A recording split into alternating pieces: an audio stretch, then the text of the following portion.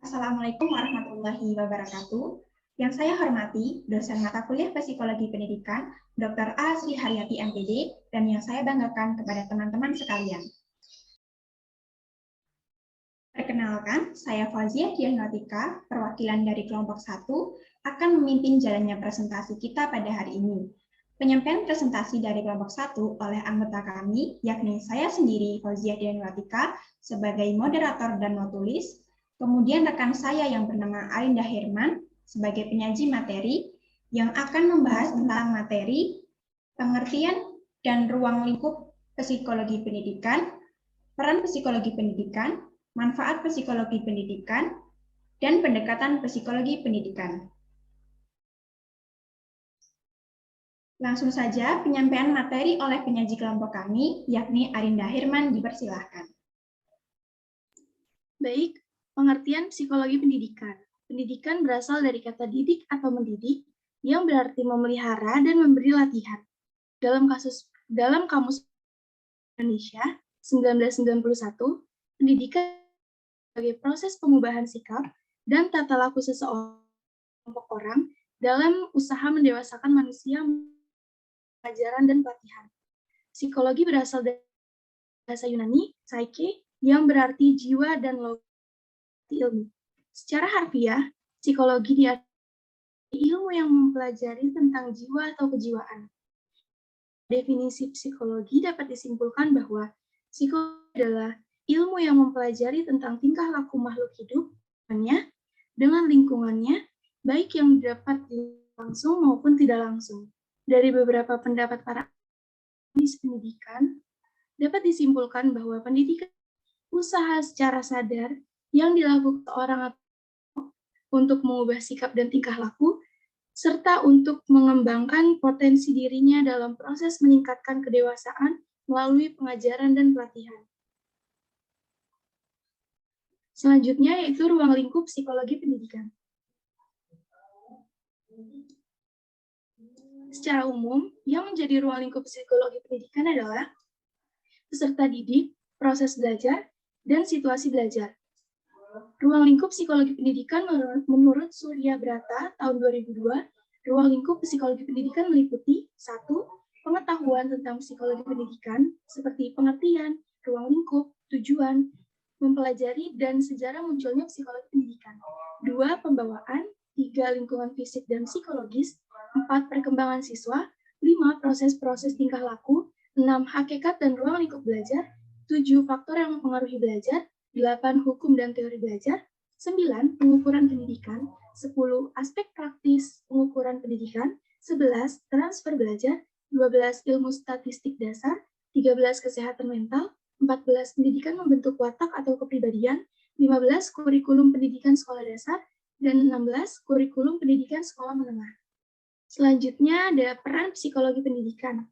Psikologi pendidikan berkontribusi dalam mengembangkan potensi yang dimiliki pembelajar, yang berarti peran dari psikologi pendidikan dalam mengembangkan potensi pembelajar dapat dicapai melalui perubahan perilaku pengajar.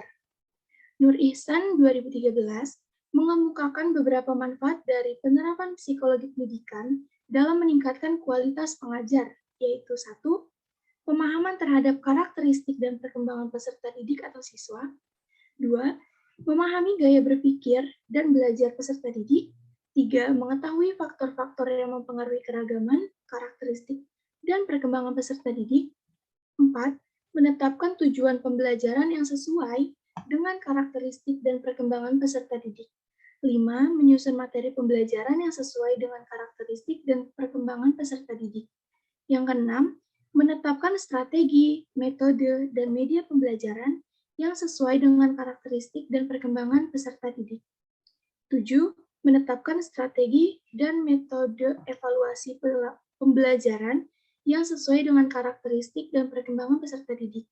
8. Mampu mengidentifikasi dan mengembangkan potensi peserta didik. Dan yang ke-9, membantu peserta didik yang mengalami kesulitan belajar.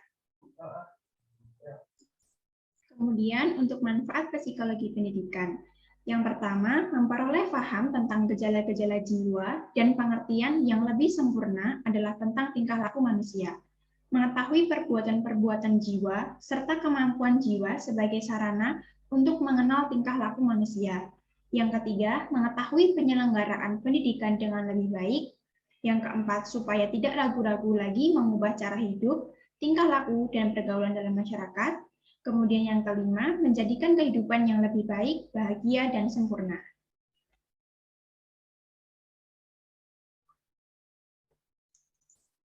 Manfaat psikologi pendidikan bagi guru.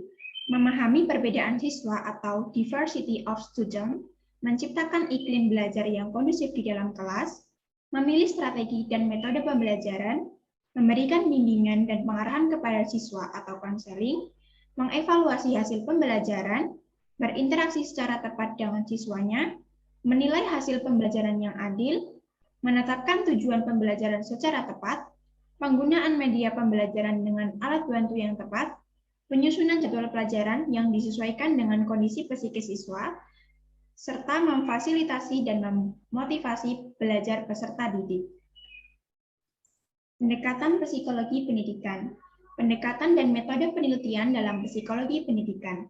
Pendekatan psikologi dibedakan menjadi dua jenis, yakni kuantitatif dan kualitatif.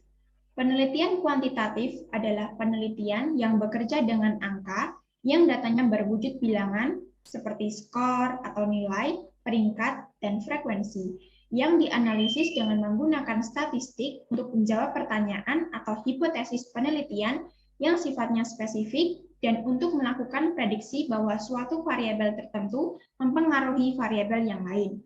Penelitian kualitatif adalah penelitian yang menggunakan latar alamiah dengan maksud menafsirkan fenomena yang terjadi dan dilakukan dengan jalan melibatkan berbagai metode. Pengertian metode penelitian adalah suatu cara untuk memecahkan masalah ataupun cara mengembangkan ilmu pengetahuan dengan menggunakan metode ilmiah. Secara garis besar, metode penelitian yang biasa digunakan dalam penelitian psikologi pendidikan yakni sebagai berikut. 1. Metode longitudinal. Metode penelitian yang dilakukan dengan mengumpulkan data tentang subjek yang sama secara berulang-ulang dalam rentang waktu yang panjang.